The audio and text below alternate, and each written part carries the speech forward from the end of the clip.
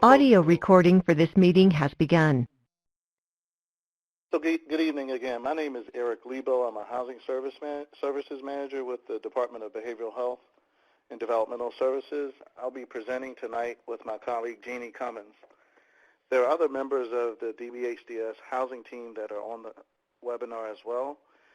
Marie Fraticelli, Cherie Hilliard, Anna Bowman, Kim Rogers, and Melvin Ball. Again, thank you for joining us for our third webinar in a series of 3 webinars targeted to people in the settlement agreement population. The first 2 webinars covered how to plan and prepare for independent housing, and also the second webinar covered rental assistance and other housing-related resources. Today, we're going to cover reasonable accommodations and reasonable modifications that will enable access to housing for people with disabilities. Again, I'd like for you all to remember that this webinar is being recorded so that it can be accessed at a later date and time.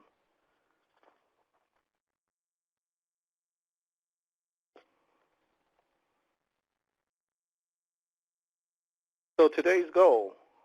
Our goal tonight is to empower people with developmental disabilities in the settlement agreement population to request a reasonable accommodation and modification that they would need to allow them to fully use and enjoy their own homes in the community. I want to note here, individuals are not expected to take that responsibility on alone. Their family members and support coordinators and other individuals in the community that can help with this process.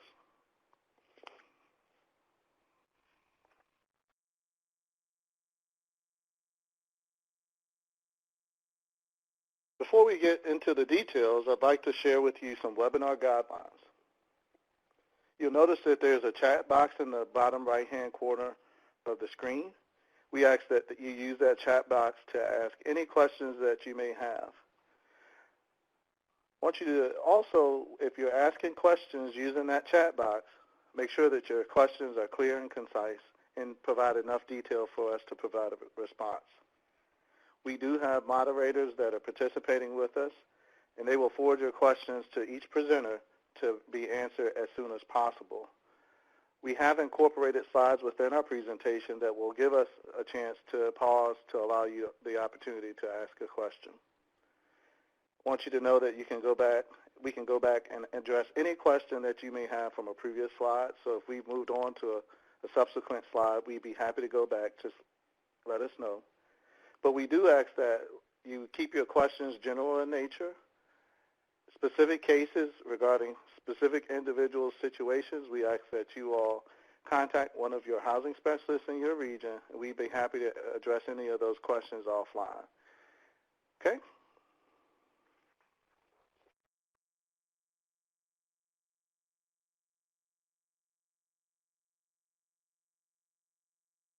Apologize, my network is being a little finicky this evening.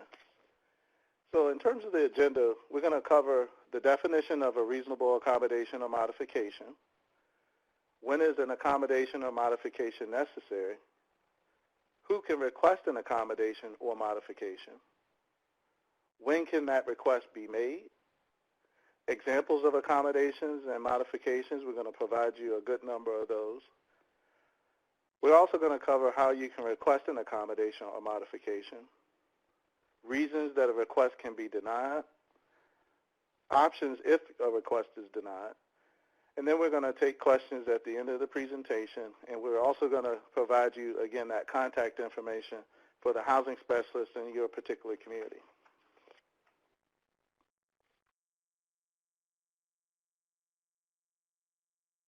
So reasonable accommodations and modifications are legal concepts that protect people with disabilities from discrimination. The definitions really spring from 2 laws, the Federal Fair Housing Act and Section 504 of the Rehabilitation Act. Under Federal Fair Housing Law, it prohibits the discrimination against anyone with a disability. It also requires that housing providers make reasonable accommodations for people with a disability. In addition, it requires that housing providers allow people with a disability to make a reasonable modification, and I'm going to cover those in a little more detail here. I do want to point out that it is illegal for a housing provider to ask a question of an individual that's designed to determine whether an applicant or anyone associated with the applicant whether or not they have a disability. Housing providers may not have any policies or rules that deny people with disabilities, again, equal opportunity to use or enjoy their housing. So as a result, housing providers must make an accommodation for people with disabilities. So when we say an accommodation, we mean a change in rules, policies, practices, or services so that a person with a disability has equal opportunity to use and enjoy a dwelling or any related space like common space within the property. Under federal fair housing law, it also allows people with disabilities to make reasonable modifications, which are essentially structural modifications to the property that allow that individual full use and enjoyment of the property, and again, any common space or related facilities. Under Section 504 of the Rehabilitation Act, an accommodation would be a change, adaptation, or modification to a policy, program, service, or workplace in which a qualified person with a disability, which allows a qualified person with a disability to fully participate in a program, take advantage of a service, or perform a job. The key distinction here between these two acts or laws really relate to how an accommodation is treated. Under the Federal Fair Housing Act, there's an accommodation and a modification. Under the Rehab Act, an accommodation includes structural modifications to the physical property.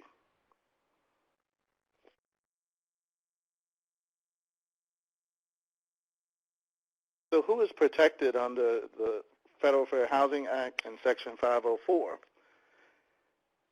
Any individual who has a physical or mental impairment that substantially limits one or more major life activities. Any individual who is regarded as having such an impairment. And in addition, any individual with a record of such impairment.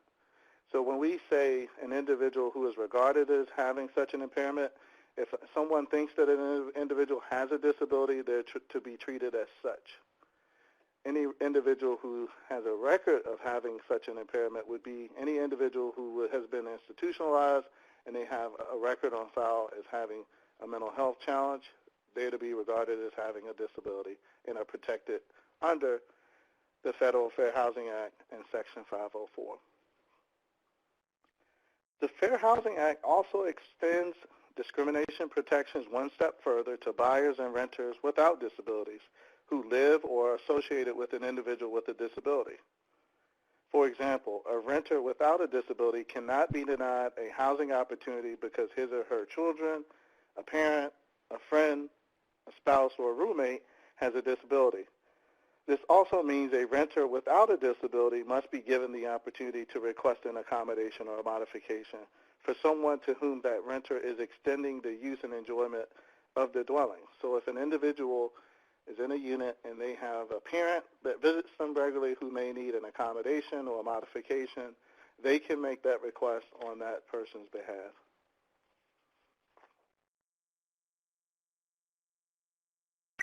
So who can request an accommodation or a modification? The person who has the disability, of course. A family member of the person with the disability.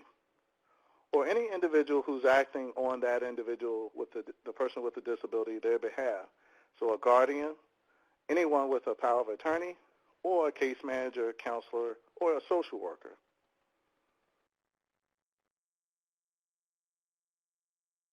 So when we talk about when an accommodation or a modification is necessary, we mean where there's a clear and identifiable relationship that an accommodation or request is necessary, and that there's a nexus between the requested accommodation or modification and the individual's disability. So in the image on your screen here, you see that this individual clearly has mobility challenges or mobility limitation. So she can request an accommodation to have a reserved space that is closer to her unit. Again, a clear nexus or relationship to the individual's disability and the request that's being made. Okay, I'm going to pause here for any questions that you all may have.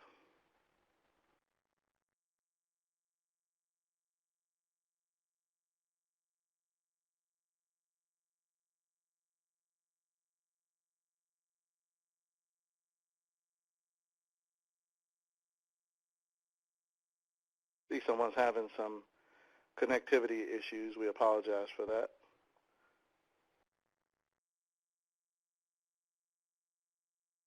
Okay. Are there any other questions before I proceed?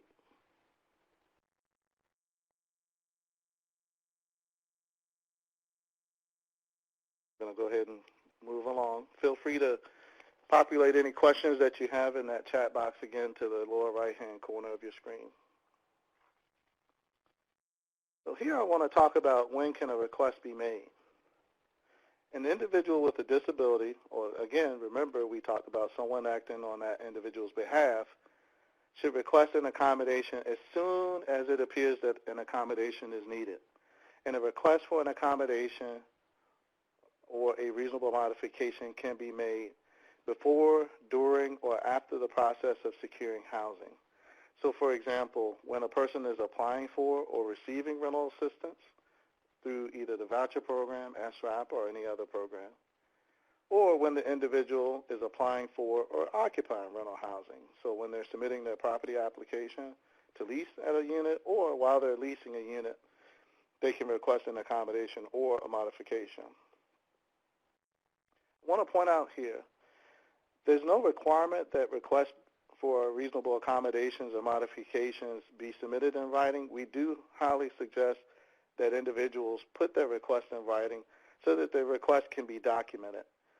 It's also a good practice if you're requesting a reasonable accommodation or a modification that you offer a reasonable time frame for that particular person or entity to respond to your request.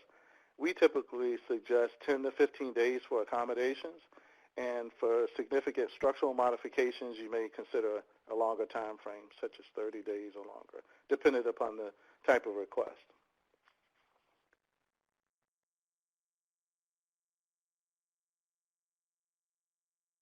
So next, I'd like to provide some examples of reasonable accommodations when someone is applying for rental assistance. So again, we're going to always make sure that we tie the request back to the individual's disability and explain the nexus there. So again, my disability affects how I, and you want to share how your disability affects how it relates to the needed accommodation or modification. So my disability affects me how, therefore I need additional time to submit an application because of challenges related to completing the application, disability-related challenges. You may also request that an eligibility interview or briefing be held in an accessible location. In some cases, you can request an exception to screening criteria related to criminal histories based on mitigating circumstances. The one thing I would like to point out that if someone is on the lifetime registry as a sex offender, that is a must-deny offense in most programs, and no accommodation can be granted. An individual may also request additional time to gather eligibility documentation, additional time to search for a unit and locate a unit that meets that person's individual needs.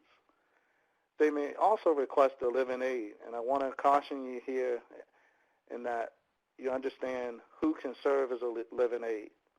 So under the Housing Choice Voucher and the state rental assistance programs, a live-in aid is considered a person who resides with one or more elderly persons, near elderly persons, or a person with a disability who is, one, determined essential to the care and well-being of that individual. Two, is not obligated for the support of the person. So they're not their guardian or parent. Would not be living in the unit except to provide the necessary supportive services. I'd also like to point out that a living aid is not a member of the assisted family and has no rights to remain a member of the tenant family. So if something were to happen, unfortunately, to the individual, that living aid would not be entitled to receive that voucher to continue to rent that particular unit.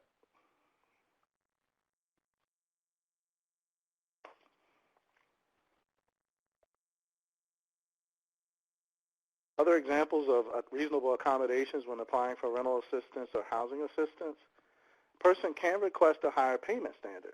So the voucher program or most rental assistance programs have limits in terms of what they'll pay in subsidy or what they'll allow in terms of the rent.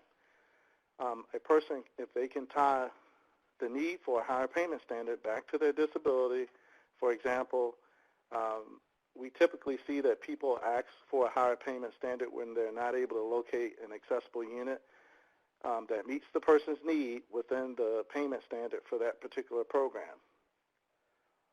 Must be able to document that a good faith effort was made to find a unit within the payment standard. So for example, if someone requests a higher payment standard, the voucher program or the rental assistance program, typically they're going to ask for a log of properties that you visited. So if you only show that you've only gone to one property, they may not be able to approve that request. Another example of an accommodation would be approval to use a voucher in a special housing type. And I want to make sure that we understand that this is not to be confused with the waiver service title shared living. We're talking about a voucher term, which is called shared housing. Okay? And what we see in these instances that in some cases individuals want to use the rental assistance program in a unit where multiple individuals have leases. Gives them greater flexibility in terms of if something's not working out with the roommate lease could be terminated or the roommate could move out, and it'll allow another person to move in, and that other individual is not impacted by that change because they, again, have a separate lease. Another example of an accommodation would be approval to rent from a relative. Now, again, I want to make sure that you understand the program does not allow the owner of the dwelling to live in the property. But let's say, for example, a parent's home, they're leasing to an individual, and they've made significant environmental modifications like track systems and other systems that allow the person to navigate the home that would really not be reasonable to expect to be made in an apartment complex. They can request an accommodation to allow a parent or another relative to lease to the individual. But again, they must be able to justify and document why that relative is the only viable potential landlord.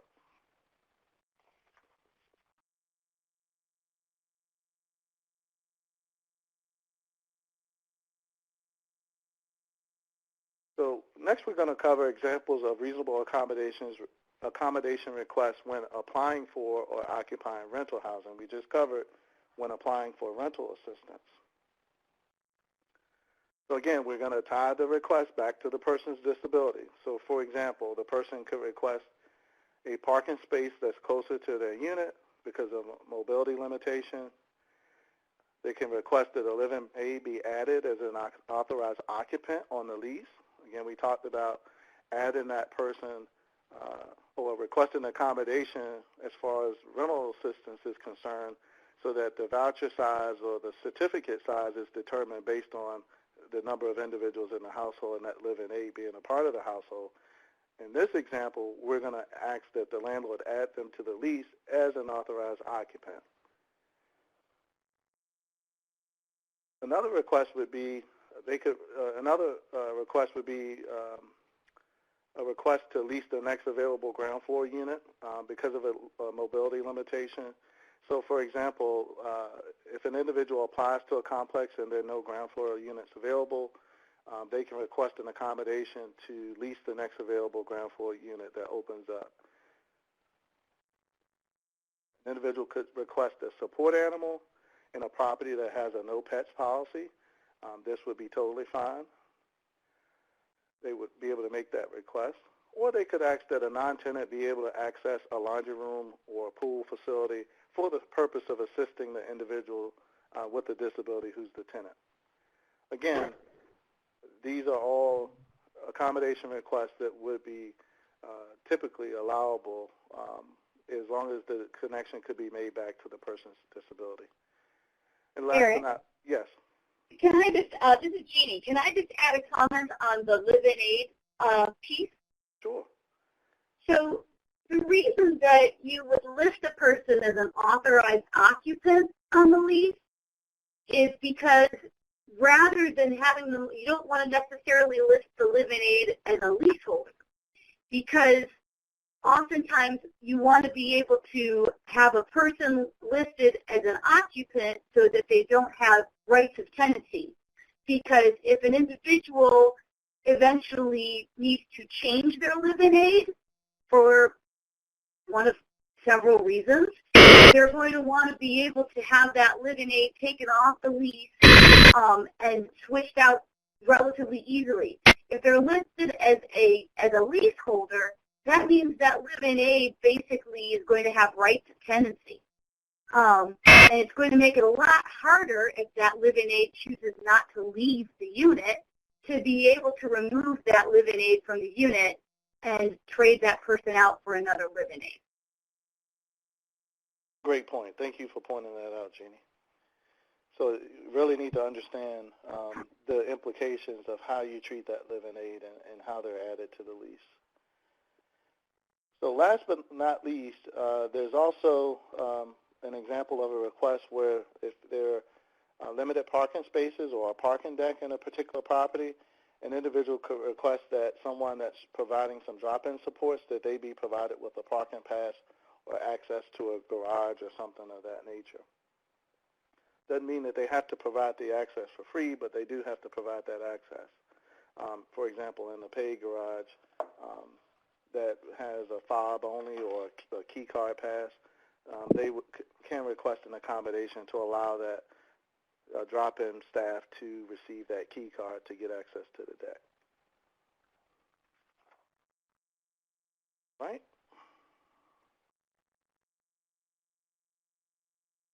Examples of reasonable accommodations when applying for rental housing, again, two other requests. A person could request a time extension to complete recertification documents based on cognitive limitations, or they could request a modified rent payment schedule because they don't receive their benefit payments until after the first of the month. Again, you have to connect the request back to the individual's disability. So here are two examples that show how the individual could do that.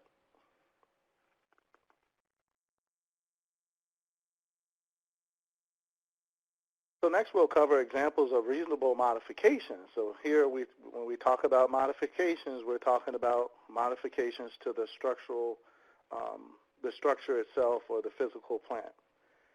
Again, we're tying that request back to the disability. So if an individual has some mobility limitations and they need to enforce the wall framing and add grab bars in the bathroom, they can request that modification. Sometimes people need to request a change in the height of a door peephole or a mailbox to make it accessible to them. They can request to install a security camera or alarm systems if needed. They can request to install a ramp to be able to access the unit, or request that doorways be widened or doorknobs be changed to lever door handles to make it easier for people who have challenges turning traditional doorknobs. And last but not least on this slide, they could also request to swap appliances out. In many apartments, the stoves have rear controls, which make it pretty challenging for people that may be in a wheelchair to access them, so they could ask that they be able to swap those controls out, or swap that appliance out, I apologize, for an appliance that has the controls in the front of the on the front of the stove. Now, the one thing I want to point out here, these are examples of modification requests, but again, the tenant may be required to coordinate and finance the installation and removal of a permitted modification. Unless it's a Section 5 of property that is subject to Section 504 of the Rehab Act, and it just falls under federal fair housing law, the landlord may or may not be responsible for making a modification. It depends, and if you need guidance on that, we'd ask that you contact your housing specialist. And again, with any reasonable accommodation or modification request, you need to make sure that it is approved in writing before anything is done.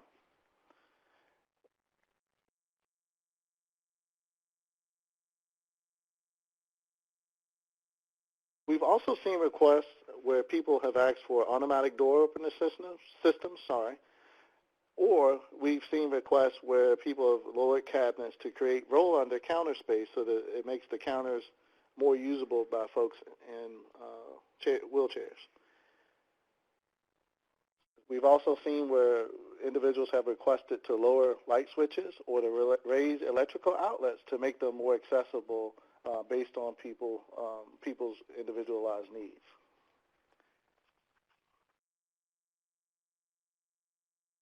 Okay, I'm sure you're tired of hearing me talk, so let me check the chat box to see if you all have any questions.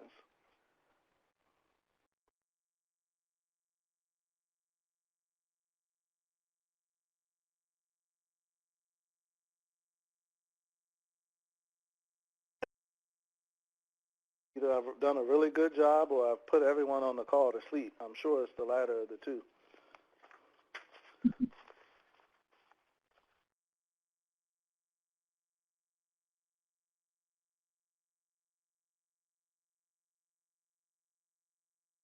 Questions? Okay, I'd like to turn the presentation over to my colleague Jeannie Cummins, who's going to navigate and guide you through the rest of the presentation. So Jeannie, you want to take over control of the slide deck? Sure. Thanks, Eric. All right. So now we're going to talk a little bit about moving into how we request reasonable accommodations and modifications. And we're going to start by talking about how we request those from when we're using a rent assistance program, like a housing choice voucher or state rental assistance. And this could occur whether you're requesting an accommodation for a rental assistance or whether you're asking for a reasonable modification, perhaps when you're an individual who's occupying public housing. Now, remember, accommodations and modifications can be requested at any point in the process, but the earlier the better. So be prepared to, prior to your meeting with the public housing agency, and make sure that the individual that is being supported makes his or her needs known and has documentation to support their request. So many public housing agencies have somewhat formal reasonable accommodation request forms where the individual will indicate the type of accommodation requested and why it is needed. Then the individual is going to either have to submit a letter from a third party who can verify that person's disability and their need for the accommodation, or they're going to have to complete a consent form. And that form will permit the housing agency staff to contact a third party who will provide those verifications of need.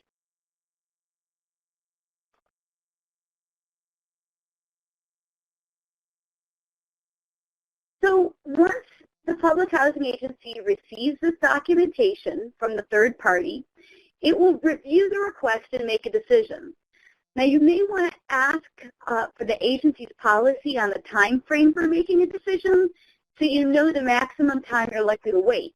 And you'll also get a sense of when their response is unduly delayed. So it could be deemed a failure to provide a reasonable accommodation, and then we'll talk about what your options are if it's denied. So if an accommodation is denied, what you're going to do is request a written response with an explanation of the reason for the denial.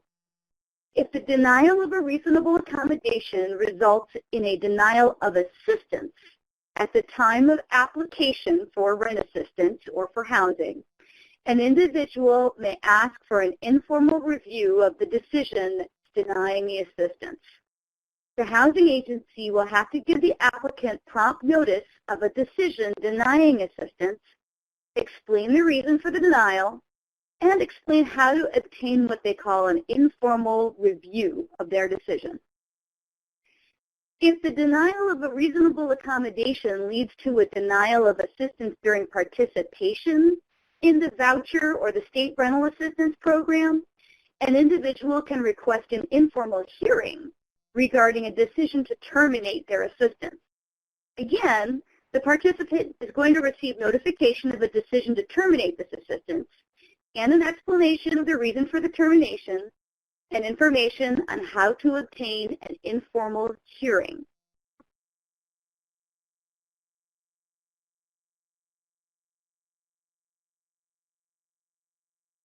So the process is a little different when you're seeking reasonable modifications from a private housing provider. In this case, the process could actually vary from rental property to rental property.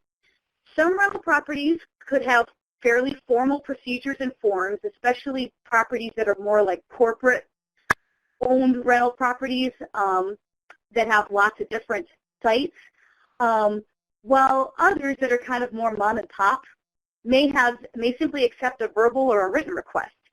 But regardless, here's sort of the general process that you should experience when you're asking for an accommodation or a modification from the rental property itself. So first, you're going to submit a request for your reasonable accommodation or modification to the leasing office staff. This can be a verbal request, but again, as we've mentioned before, it's really better to do it in writing and keep a copy for the individual's records. So in the written request, first, you're going to describe the accommodation or the modification that's needed by the person.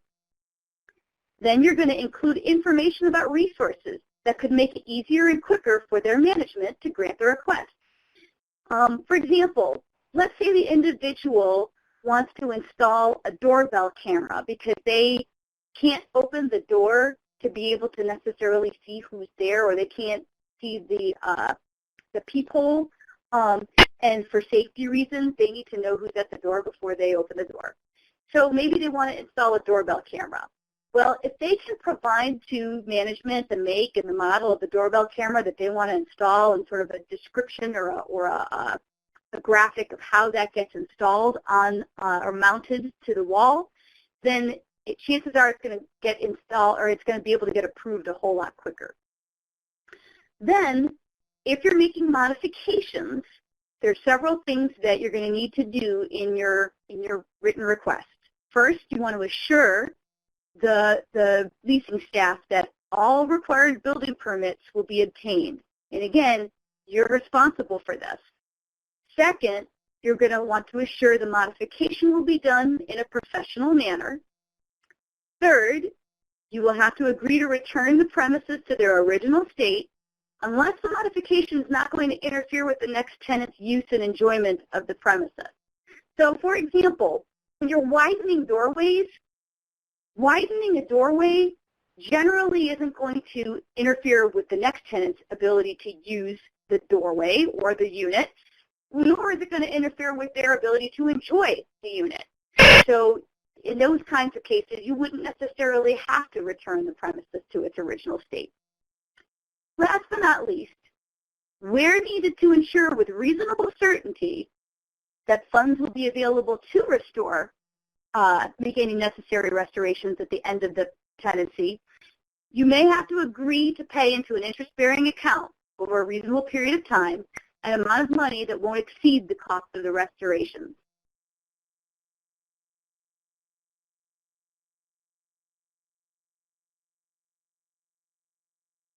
Next, if the leasing office requests, you'll have to provide that third-party verification of the individual's disability. Now, this is really not needed if the person's disability is obvious. For example, if the person uses a wheelchair and asks to install a ramp. And again, it's not necessary to provide diagnoses or medical records. You just have to verify that the individual meets the fair housing definition of disability that we covered earlier. So if you get a letter from a doctor and the doctor simply states, this person has a disability in accordance with the Fair Housing Act definition of disability, that should suffice. Finally, the housing provider is going to review the request and either approve it or deny it. So if the accommodation is denied or the modification is denied, the housing provider should begin an interactive process to identify an alternative accommodation or modification that could effectively address the individual's disability-related needs. If no alternative is found, the request is essentially denied, and we'll talk in a little bit about what your options are if your requests are denied. The person must have the housing provider's approval before making any modifications to the unit. If the person meets the requirements for a modification and provides the relevant documentation and assurances, the housing provider, in effect, cannot deny the request.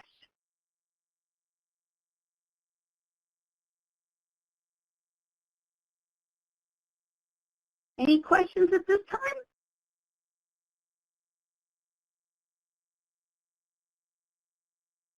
While we're waiting, I've noticed that we've had a couple of new folks join the webinar, so we're glad to have you. You've missed a little bit of information up front that may make some of the later information a little bit hard to decipher. So we'll encourage you to check our webinar recording out a little bit later. We're going to make that available, a link to the webinar available, so hopefully you'll be able to circle back around and catch up on some of that information in case you've missed it.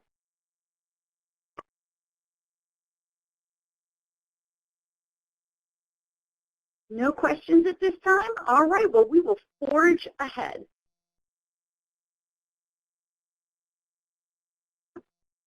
So next we're going to talk about some really important considerations when you're requesting a reasonable modification. And remember, a modification is when you're requesting a change to make in the structure of the unit. So under the Fair Housing Act, properties that have 4 or more dwelling units that are built for the first occupancy after March 1991 are subject to the Fair Housing Act's accessibility guidelines. All dwellings and buildings that have elevators must meet the Fair Housing Act's design and construction requirements. Only ground floor dwelling units of multi-level buildings without elevators must meet the Fair Housing Act requirements. In multifamily housing covered by the Fair Housing Act that does not receive federal financing, the following things apply. First, if requested structural changes are not a feature of accessible design that should have existed in the building for the Fair Housing Act's design and construction requirements, the housing provider must permit the modification. However, as we've talked about before, the tenant is responsible for the cost. Next, the tenant is responsible for upkeep and maintenance of modifications used exclusively by him or her. So, for example, if a video monitoring system is set up and the system fails, it's not the landlord's responsibility to repair it, it's the tenant's. Next, the tenant must restore portions of the interior of the dwelling to its previous condition where reasonable and where the housing provider requests restoration. But, as we've mentioned before, if the interior modifications don't affect the housing provider's or the next tenant's use and enjoyment of the premises, then restoration is not required. So here's an example. If counters are lowered or an ADA-approved commode was installed in place of a standard commode, these are examples of interior modifications that might need to be restored to the previous condition because they would affect the next tenant's use and enjoyment. Finally, exterior modifications do not have to be restored.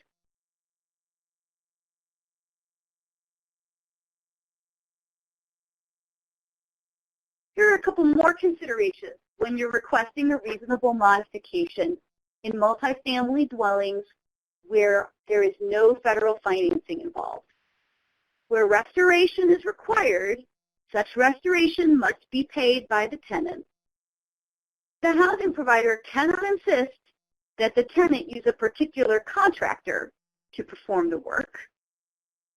the housing provider cannot impose conditions on proposed reasonable modifications, such as requiring that the tenant obtain additional insurance or pay a higher security deposit.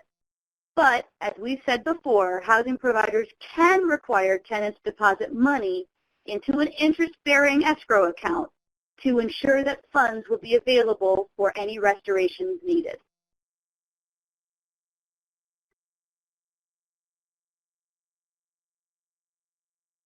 So, since tenants really are oftentimes the ones that are responsible for the cost and the performance of reasonable modifications in housing that doesn't have any federal financing in it, we wanted to offer you several state-level funding sources that might help offset the costs of making some of these modifications in multifamily rental housing. So here are several different funding sources that you might be able to access that will help with this. These include the Medicaid Developmental Disability Waiver Program's Environmental Modification Service, which can provide up to $5,000 per year toward environmental modifications that are structural in nature to an individual's unit. The VHDA, which is Virginia Housing Development Authority's Rental Unit Accessibility Modification Program, which funds accessibility modifications in units rented by tenants with disabilities who earn 80% or less of the area median income. This is a one-time funding source that will pay up to $4,000 or reimburse up to $4,000. And last but not least, we have our Department of Behavioral Health and Developmental Services Flexible Funding Program, which is specifically for people in the settlement agreement population who are making their initial transition to integrated independent rental housing, and it will cover the cost of environmental modification to units, among other types of costs that are related to people's first-time transition into rental housing. And the one-time limit is up to $5,000. So oftentimes when you leverage one or more of these funding sources together, you can make some fairly substantial modifications to your rental unit in housing.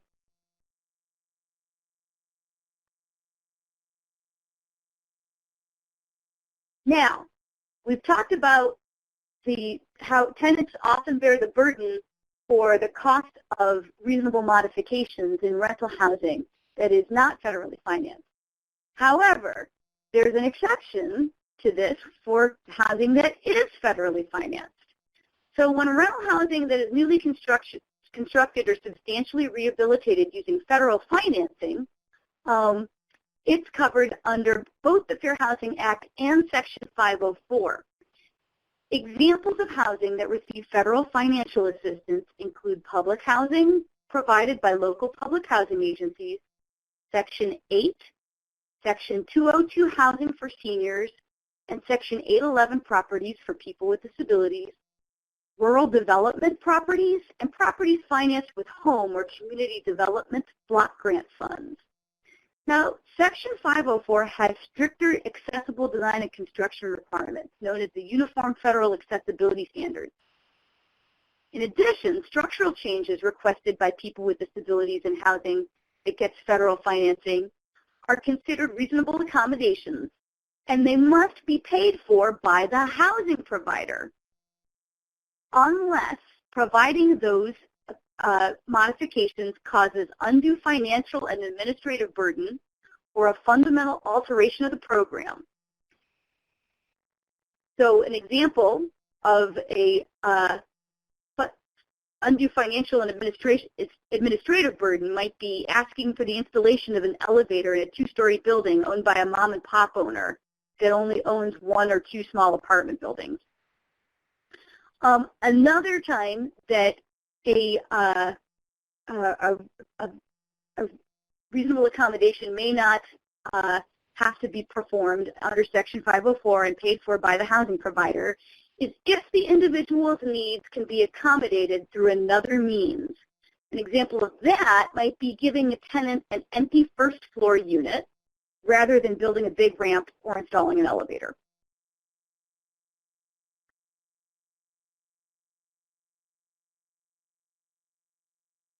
Okay, so we've kind of walked you through the process of identifying who's eligible for reasonable accommodations and modifications, when are they necessary, how do you request, what are examples of them, how do you request them, and ultimately we get to the point of why would a housing provider deny a reasonable accommodation or modification request.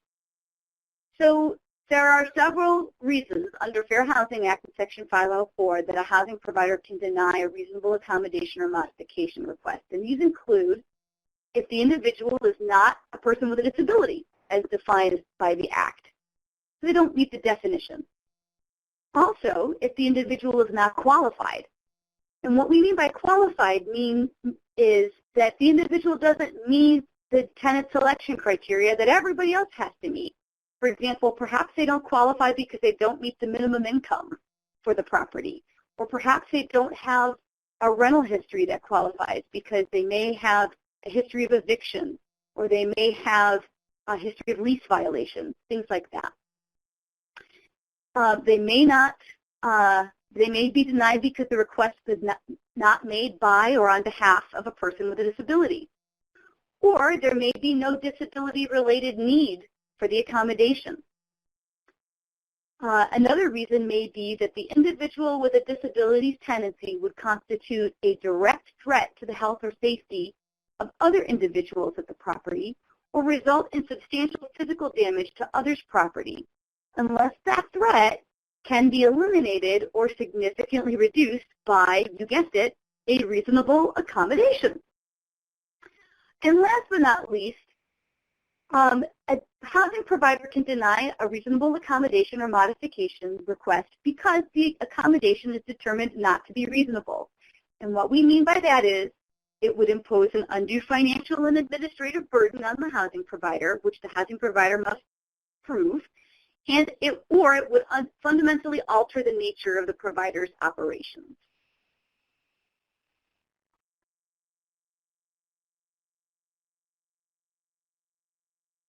So if you feel that the individual with a disability was unfairly denied accommodations or modifications in violation of federal fair housing law or Section 504 of the Rehabilitation Act, here are some avenues to remedy the situation.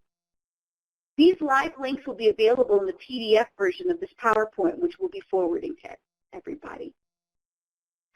So first, under fair housing, individuals can reach out to the Housing Opportunity Made Equal Center for Fair Housing, which is an organization that is funded by HUD to provide fair housing education, outreach, complaints investigation. And it also does testing, sort of like secret shopper testing for fair housing violations. An individual can also make a complaint with the Virginia Department of Professional and Occupational Regulation, which will investigate those complaints and present them to the State Fair Housing Board. If the parties in the complaint do not reach a conciliatory agreement and the State Fair Housing Board finds reasonable cause exists to support a charge of discrimination, then the State Attorney General's office will bring civil suit in circuit court to seek relief for the complainant. And last but not least, HUD is the agency that handles both fair housing and Section 504 complaints. So an individual can file a complaint with HUD within a year after the alleged denial for a fair housing denial, or within 180 days of the alleged discriminatory act for a Section 504 complaint. So all complaints filed with HUD are investigated at no cost. HUD generally tries to reach a conciliation agreement with the person the complaint is against. If an agreement is signed, HUD will take no further action. But if HUD has reasonable cause to believe that a conciliation agreement is breached, it will recommend that the U.S. Attorney General file suit. With 504 complaints, HUD will also accept complaints for investigation, investigate the issue, report its findings to both parties with a preliminary and final determination, and attempt to seek voluntary resolution before it pursues enforcement proceedings. Filing a lawsuit in federal district court within 2 years of the alleged denial is also an option. And finally, some jurisdictions have local consumer affairs offices, human rights offices, or landlord-tenant divisions that handle fair housing complaints. So you can contact your regional housing specialist if you would like more information on these options.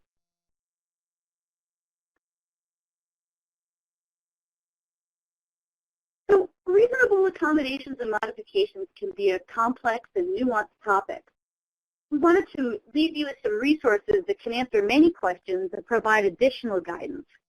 The Housing Opportunities Made Equal, a Virginia Guide for Reasonable Accommodations and Modifications handbook is particularly practical, and it even offers templates for reasonable accommodation request letters to housing providers that we found very useful.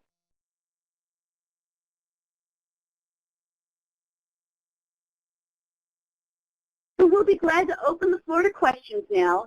And if you have a case-specific question that involves confidential information, please feel free to reach out to your DBHDS regional housing specialist so we can discuss your particular situation in greater detail. You'll see your regional specialist listed here, color-coded by the area of the state.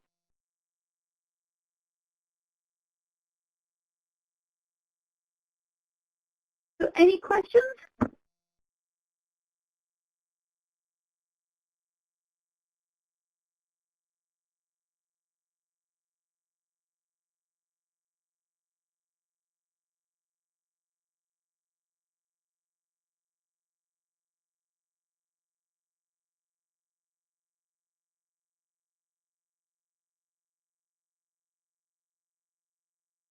Well, I think we have made you all reasonable accommodation and modification gurus. Yeah,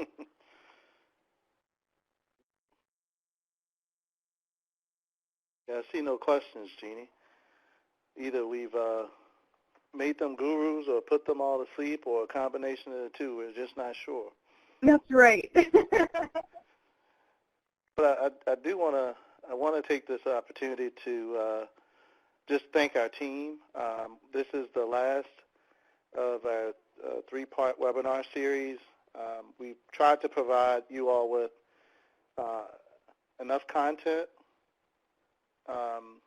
to make your housing transition possible, to make your housing transition process as smooth as possible. We have a team of housing professionals that are available to help with the transition. So again, we hope that you found this three-part webinar series useful, and I see that folks are typing in the chat box now. So hopefully me talking has delayed things enough to allow folks to come up with a question or two. Yeah, and Eric, I would add to that, if folks have suggestions for future webinars, our ears are always open. So please feel free to, tap your regional housing specialist and let us know if you've got some thoughts for other topics that may be helpful for us to be able to share with people. Yeah. The other thing I wanted to just mention before we jump off of the webinar, we're hopefully going to release, I'd say in the next few weeks, a video that highlights some environmental modifications that have been made to allow individuals with developmental disabilities or individuals with disabilities to live in their own home. So again, a part of our attempt to try to get you all information to help you navigate the challenging but rewarding process of transitioning to your own home. So look forward to additional information about that video that's available highlighting people who've been able to live in their own home with those modifications and assistive technology improvements.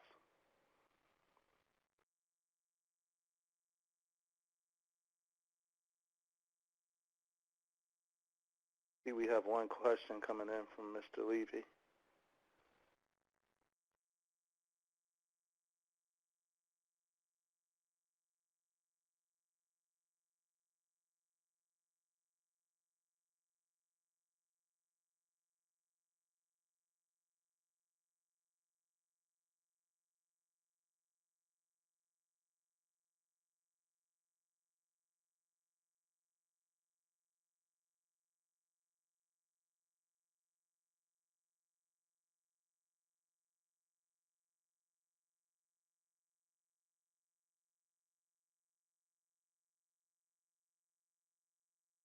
the question is, overall, why are people hesitant to seek this housing program? I know it is overwhelming for us. Oh, something else coming in.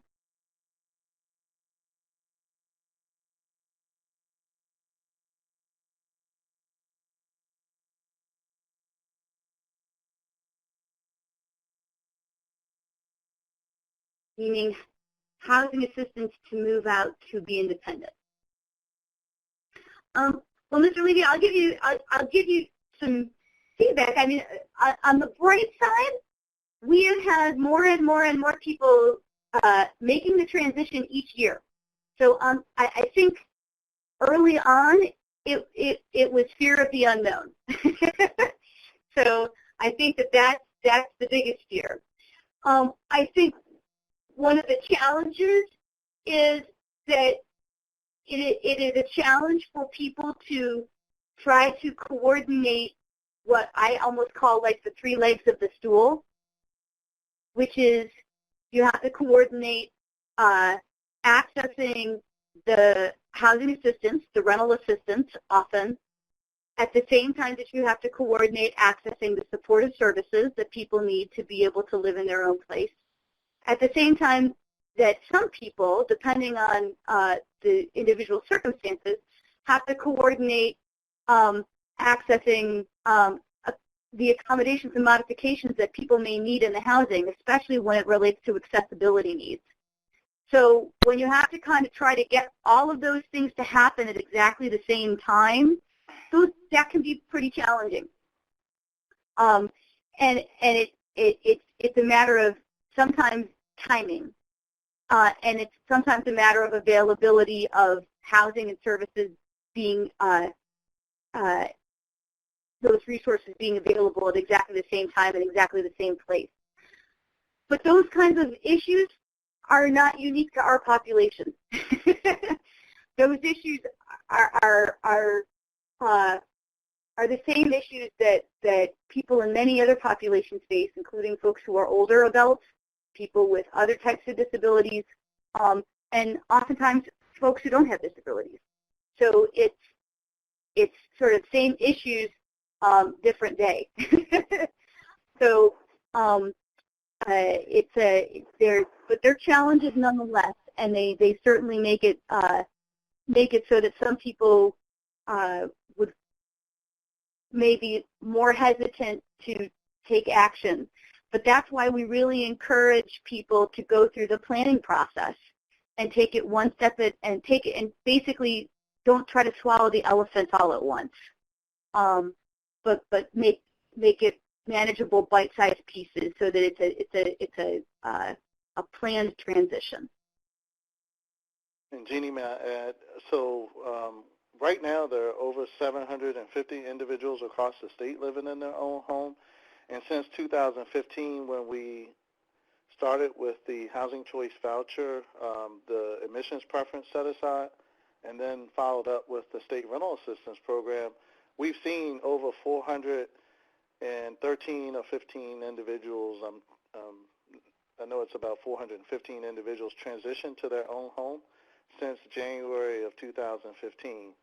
So we're starting to see that traction. We want to see more people make the decision to live in their own home. But I think at the end of the day, it's still about choice, and people still have the option to choose whether or not this would be a good fit. So our job as housing professionals is to make sure that we provide them with all the information that they need to be able to make that informed decision about whether transitioning to their own home is the right decision for them. But, you know, we welcome any support and help that folks in the community would be willing to provide. But people are transitioning every day. So Mr. Levy asked about what's the right form to fill out. I'm going to put in a link to something that's called our housing assessment tool. And this is a form that I would suggest that if you have a support coordinator, you complete with your support coordinator. Let's see if I can get it. Yeah, okay, I think that'll do it. So this is not the form that's going to get you, it's not the referral that's going to actually get you referred for a rental assistance resource. This is like your assessment that's going to give you an indication of, are you really ready to take the next steps? And it basically is a form that allows you to sit down with your support coordinator and say, what things do I got to get put into place in order to actually be ready to submit a housing referral for a rental assistance. And this will give you an idea of what things are missing and need to get put into place before you can take that next step of submitting a referral. So this is what I would suggest you start out with. And Mr. Levy, if you could type in the chat box there, what region or what locality do you live in? And we'll make sure that we connect you with the housing specialist for your area. Oh, so you're talking to your housing specialist now. Yep. So Mr. Levy, you can give me a call. You just look me up on that last slide. Well, Jeannie, you want to type your number in that chat box since he probably can't see that last slide? Yeah. There you go, Mr. Levy. There's Jeannie's contact information, so I'm sure she'd be glad to help you. All righty. Any other questions before we end the webinar?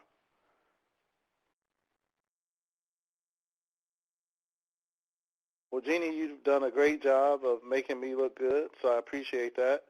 And I also want to thank everyone on the call, on the webinar, for asking really good questions, and appreciate you taking time out of your busy schedules to join us tonight.